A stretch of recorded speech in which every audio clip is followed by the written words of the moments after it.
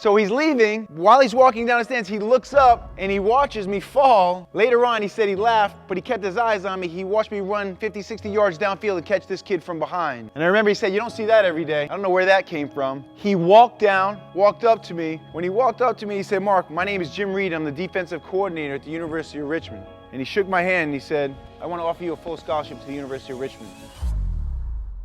Went home one day and I called my mom and I said, Mom, look, I'm struggling in school. I had a 1.6 GPA when I was a freshman at the University of Richmond. On the football field, I was the 4th string and I didn't play. And I told her, I'm not smart enough to be in school. I was dyslexic, ADHD. I'm not athletic enough to play in the football field. And after I talked for about 20 minutes and complained and whined and made up every excuse in the world, my mother cut me off and she said, Mark, you can come home tomorrow and I'll never bother you and I'll never talk about this ever again. But I promise you, if you come home and you give up this opportunity, you're gonna remember this every day for the rest of your life.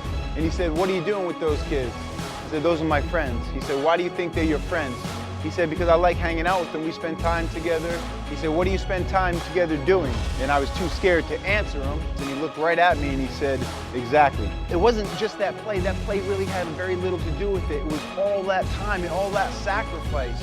I was sacrificing so much. And when everyone went out to party, when they were hanging out, when they were wasting their times, when they were playing video games, when they were doing things that weren't along their path, that wouldn't help them toward their goal, rather, I was sacrificing. I was getting up early. I was lifting weights. I was practicing. I was doing things when no one else was doing them, things that no one else wanted to do. I knew no one was doing that. And I had plenty of people trying to talk me out of it. Don't do that, man. Come chill with us. Bro, you gotta have balance. You gotta relax. You're too serious. And everyone in the world told me, you're not good enough. You are not fast enough. You are not big enough. You are not strong enough. Half the time I listened, I was like, yeah, you're right. Yeah, you're right. I'm looking at all those magazines, like I told you before, and all those guys are big and strong. I wasn't, man. But I said, I'm not big and strong now, but if I work at it each and every day, I will get there. Don't tell me what I'll never be. I'm talking to you right now. What are you doing right now and today? And I focused on that, and that's what you see. And that's one of the problems that we all have. We know where we want to be, but we focus on over there. We don't focus on right here. If you want to get to a goal, if you want to get to your dream, you got to focus on all the little steps. You have to put in your time. You have to be patient, and you have to enjoy the process.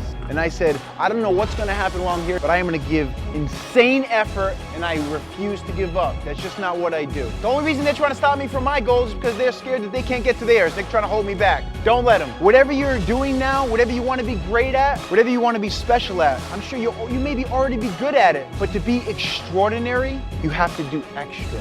I firmly believe that we are all here for a very specific reason, to do something truly extraordinary. But what are you going to do to get there?